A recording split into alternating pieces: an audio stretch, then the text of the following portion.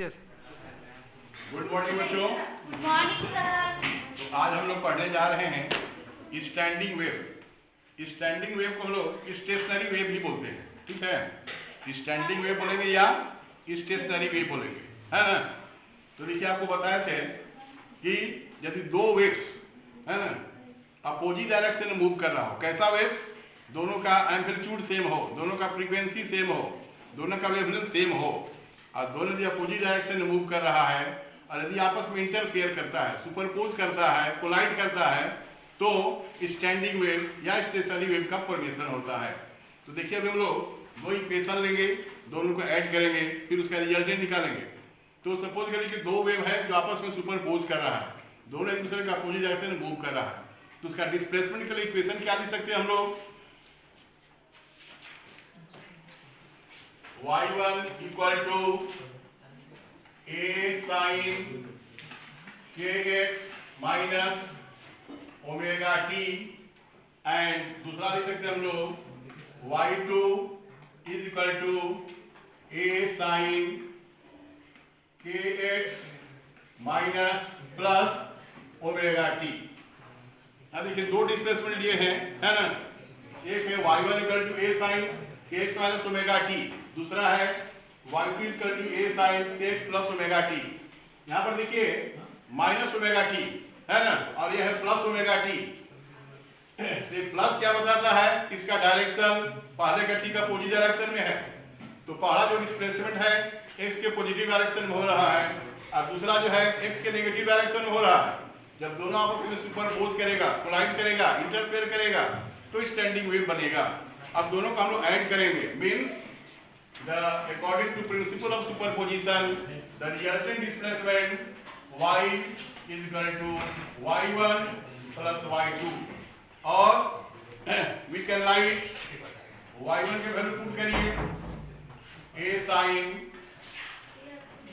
kx minus omega t plus a sin kx plus omega t। ये हमारा आ गया resultant displacement.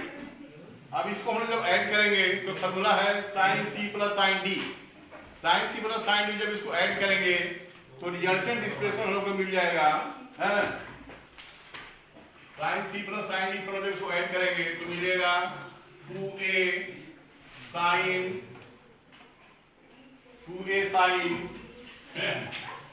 kx into 2a sin kx into cos omega t into cos omega t. So this is the y equal to 2a sin kx into cos omega t. This is the equation of standing wave. अब यहाँ पर देखिए minus omega T या plus omega T नहीं है, मतलब यह equation किसका हो गया, स्टेशनरी वेव का।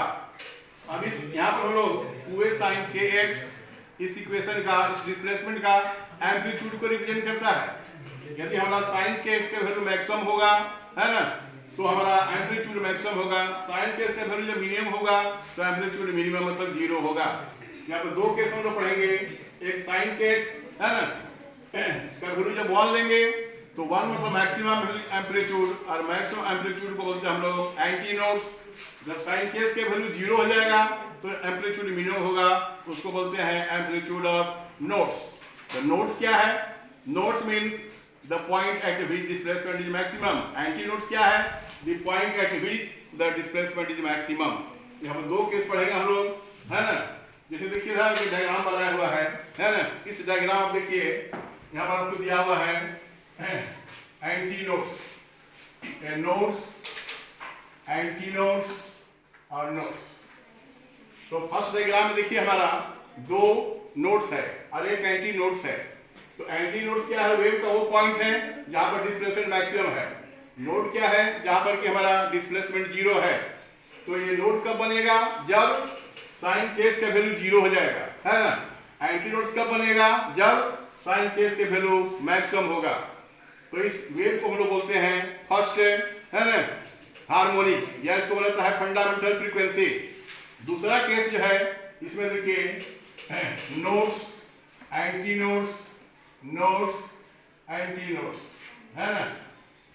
तो देखिए हमारा दूसरे केस में इसको बोलते हैं सेकेंड हार्मोनिक। सेकेंड हार्मोनिक में हमारा 2 नोड है और 3 एंटी नोड्स है ना। उसी तरह से थर्ड जो हमारा हार्मोनिक्स है इसको में लिख सकते हम लोग, ये देखिए नोड्स हो गया, ये भी आपका नोड्स है, ये भी नोड्स हो गया, ये हमारा एंटी नोड्स, एंटी नोड्स और एंटी नोड्स। अब इस केस में आप देखिए 1 2 3 4 4 जो है नोड है और 3 एंटी नोड्स हो गया। तो हर एक केस में हमारा एक नोड ज्यादा है ना, एंटी नोड से। अब इससे हम लोग जानना चाहेंगे कि 2 नोड के बीच का डिस्टेंस कितना होगा और 2 एंटी नोड के बीच का डिस्टेंस कितना होगा।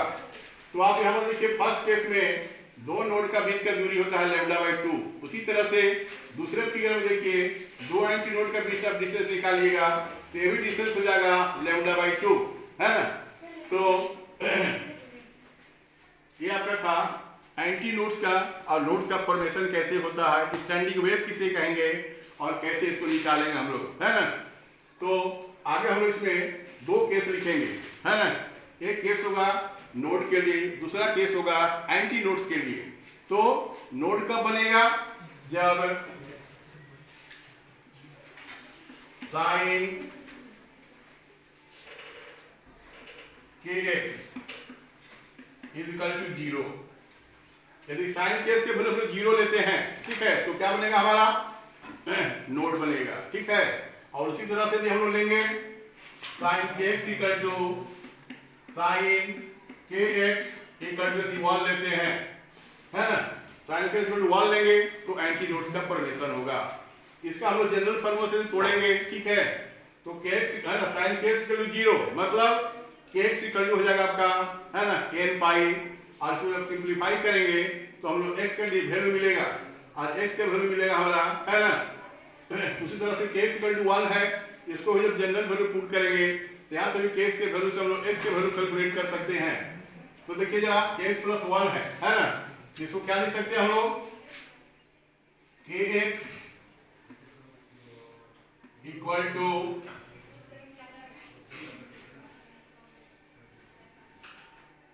n plus 1/2। हेलो बच्चों, तो हम लोग जैसे आपको बताया कि साइन kx इक्वल टू 0 है ना, किसके लिए केस है, नोड के लिए। साइन kx इक्वल टू 1 है एंटी नोड्स के लिए। अब इस केस को हम लोग नेक्स्ट क्लास में डिस्कस करेंगे। इसमें x का वैल्यू निकालेंगे कि x मतलब डिस्टेंस ऑफ नोड्स और एंटी नोड्स, कितना डिस्टेंस नोड बनेगा, कितना डिस्टेंस एंटी नोड्स बनेगा। लेकिन आप डायग्राम से क्लियर कर सकते हैं कि पहला नोड कब बना है, जब x इक्वल टू 0, है ना। दूसरा कब बना है, जब λ/2, दैट मींस डिस्टेंस बिटवीन 2, है ना, नोड्स इक्वल टू λ/2। उसी तरह से दूसरे फिगर आप देख सकते हैं कि यहाँ पर एंटी नोड्स के 2 एंटी नोड्स के बीच का डिस्टेंस λ/2 होगा। तो इसको हम लोग मैथमेटिकली कैलकुलेशन कल करेंगे, ठीक है बच्चों। नेक्स्ट क्लास में इसको डिस्कस करते हैं, है ना। Thank you.